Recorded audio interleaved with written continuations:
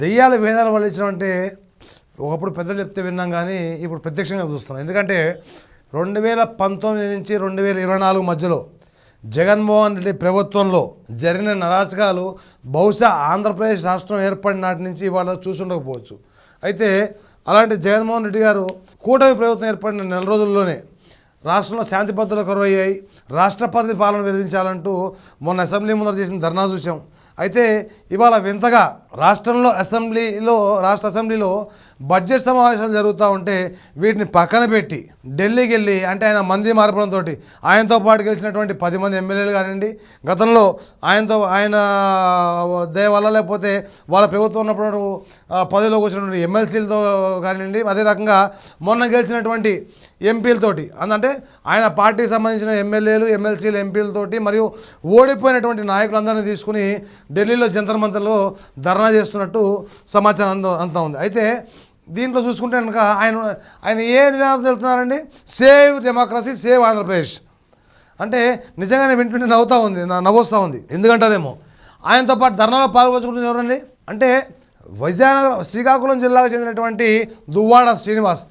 2 murder కేసులు, అదేవిధంగా మరొక 13 నుంచి 15 కేసులు ఉన్నటువంటి దువ్వాడ శ్రీనివాస్ మరి ఒక ఎమ్మెల్సీ, బాధ్యతాయుతమైన ఎమ్మెల్సీ స్థానంలో ఉండి ప్రజల సేవ అందించాల్సినటువంటి వ్యక్తిగా ఉన్నటువంటి ఒక అనంతబాబు తన సొంత డ్రైవర్ని, అంటే ఒక బడుగు బలహీన వర్గాలు, అంటే నిమ్న వర్గానికి చెందినటువంటి ఒక ఎస్సీ డ్రైవర్ని చంపి పార్సల్ తీసుకెళ్ళి ఇంటి దగ్గర అప్పచెప్పినటువంటి అనంతబాబు, మరి ఎన్నో భూ ఆక్రమణలు, మరి అదే రకంగా ఎంతోమంది మీద దాడికి ప్రేరేపించినటువంటి పెద్దిరెడ్డి రామచంద్రారెడ్డి, నోరెప్పితే బూతులు తప్పితే వేరే అసలు మంచి మాటలు రానటువంటి ఒక కొడాలి నాని. అంటే ఆ వైఎస్ఆర్సీపీలో చూసుకున్నట్టే కనుక మీరు ఒకరికి ఒకమైన చరిత్ర ఉంది. ఇలాంటి వారందరినీ నేర్చుకుని ఈ మహానుభావుడు ఢిల్లీ పోయి జంతర్ మంతర్లో సేవ్ డెమోక్రసీ, సేవ్ ఆంధ్రప్రదేశ్ అనే ఒక నినాదంతో ధర్నా చేస్తూ ఉన్నాడు. ఇది సరిపోదన్నట్టు సాయంత్రం హోంమంత్రిని, ప్రధానమంత్రిని కలిసి రాష్ట్రంలో శాంతి భద్రతలు పూర్తిగా కరువయ్యాయి, కూటమి ప్రభుత్వంలో వారి యొక్క పార్టీ నాయకుల మీద దాడులు జరుగుతున్నాయి, సో అందుకని చెప్పి రాష్ట్రపతి పాలన విధించాలని చెప్పి కోరే విధంగా ఒక అపాయింట్మెంట్ కూడా కోరినట్టు తెలుస్తూ ఉంది. దీనికి సంబంధించి ఆల్రెడీ ఆయన పార్టీ రాజ్యసభ ఎంపీ అయినటువంటి విజయసాయి రెడ్డి ఆల్రెడీ మరి హోంమంత్రిని కలిసినట్టు సమాచారం అంతా ఉంది. అయితే చూసుకున్నట్టు కనుక 2019 నుంచి 2024 మధ్యకాలంలో వైఎస్ఆర్సీపీ అధికారంలో ఉండగా ఆంధ్రప్రదేశ్ రాష్ట్రంలో చూసుకుంటే మీరు ఎన్ని దారుణాలు జరిగాయి, ఎన్ని దాడులు జరిగాయి, అంటే ప్రతిపక్ష పార్టీ అయినటువంటి టీడీపీ నాయకుల మీద కానివ్వండి, టీడీపీ కార్యకర్తల మీద కానివ్వండి జరిగినటువంటి దాడులకి లెక్కే లేదు.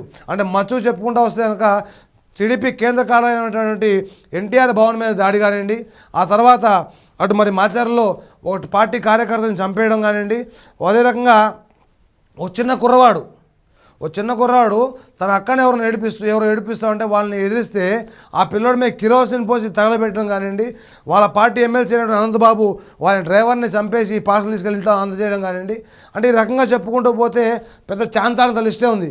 అంటే ఇంతటి గొప్ప చరిత్ర, ఇంతటి గొప్ప గణనీయమైన చరిత్ర ఉన్నటువంటి పార్టీ అధ్యక్షుడిగా ఉన్న మీరు అధికారంలో ఉండగా జరిగినటువంటి దాడులమే కానివ్వండి, చేసినటువంటి దాడులమే కానివ్వండి, హత్యలమే కానివ్వండి, వాటి మీద ఎటువంటి విచారణ జరిపించకుండా ఇవాళ వాళ్ళ పార్టీ కార్యకర్తనే చంపితే రాష్ట్రంలో శాంతి భద్రతలు కరువయ్యాయి, రాష్ట్రపతి పాలన పదించాలని చెప్పి కోరుతా ఉన్నారంటే ఇంతకంటే దారుణం, ఇంతకంటే దరిద్రం ఉందండి.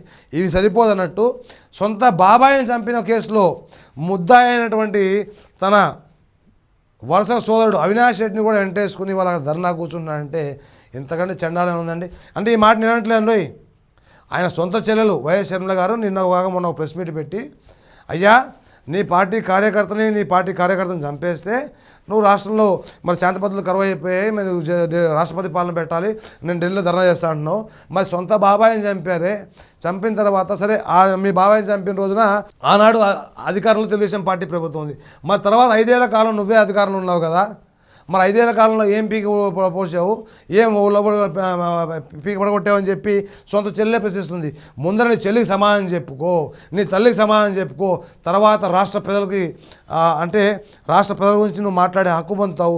రాష్ట్రంలో అసెంబ్లీలో ఇవాళ బడ్జెట్ సమావేశాలు జరుగుతుంటే వాటి మీద చర్చించకుండా నీకు మాట్లాడడానికి, ఎందుకంటే 5 ఏళ్ల కాలంలో కేంద్ర బడ్జెట్లో రాష్ట్రానికి తెచ్చుకోవాల్సినటువంటి నిధులను తెచ్చుకోకపోగా వారి దగ్గరకు పోయి నీ కేసుల నుంచి నేను రక్షించుకోవడానికి నువ్వు ప్రయత్నించావు తప్పితే ఏ రోజు కూడా న్యాయబద్ధంగా రాష్ట్రానికి కావాల్సినటువంటి నిధులను అడిగిన పాపాన్ని నువ్వు పోలేదు. అదే ఇవాళ చూసుకుంటే కనుక కేంద్ర బడ్జెట్లో ఒక అమరావతి మాత్రమే 15,000 కోట్ల పైసలుగా ఫండ్స్ అలొకేట్ చేయడం, అదే రకంగా పోలవరం కావాల్సినటువంటి నిధులు కానివ్వండి వాటికి కావాల్సిన అసిస్టెన్స్ కానీ ఇస్తామని చెప్పి కేంద్ర ఆర్థిక మంత్రి నిర్మలా సీతారామన్ గారు నిన్న అసెంబ్లీలో పార్లమెంట్లో చెప్పడం, అదే రకంగా ఇండస్ట్రియల్ కారిడార్ అంటే ఇటు కపర్తి కారిడార్ కానీ లేకపోతే ఇటు చెన్నై కారిడార్ కానివ్వండి, అంటే అటు కపర్తి ఇటు ఉరవకల్ కారిడార్లో పారిశ్రామిక అభివృద్ధి కావాల్సినటువంటి మౌలిక సదుపాయాలకు పూర్తిగా కూడా కల్పించే బాధ్యత పూర్తిగా కేంద్ర ప్రభుత్వం తీసుకుంటుందని, అదే రకంగా కర్నూలు జిల్లాలో అయినటువంటి ఉత్తరాంధ్ర కానివ్వండి ఇటు ఒంగోలు కానివ్వండి మిగిలిన వాటి మీద కూడా స్పెషల్ ప్యాకేజీలు ఇస్తామని చెప్పి కూడా నిర్మలా సీతారామన్ గారు నేను చెప్పారు. మరి 5 ఏళ్ల కాలంలో నువ్వేం పీకి పడగొట్టలేదు. ఇవాళ కూటమి ప్రభుత్వం వచ్చిన అతి స్వల్పకాలం అంటే 1 నెల కాలంలోనే రాష్ట్రానికి నిధులు కేటాయించే విధంగా కేంద్రమే ఒత్తిడి తీసుకొచ్చారంటే మరి దాన్ని చూసి నువ్వు ఓరలేక నీకు మాట్లాడడానికి ఏం మిగలగా అసెంబ్లీలో నీ యొక్క ఉనికిని కోల్పోతామని చెప్పి ఒక భయంతో ఇవాళ కొత్త నాటకాన్ని తెరదీశామని చెప్పి రాష్ట్ర ప్రజానీకం అనుకుంటా ఉన్నారు. మరి దీనికి సమాధానం మీరే చెప్పాలి జగన్మోహన్ రెడ్డి గారు. మరిన్ని తాజా సమాచారాల కొరకు చూస్తూనే మా ఛానల్. నమస్తే.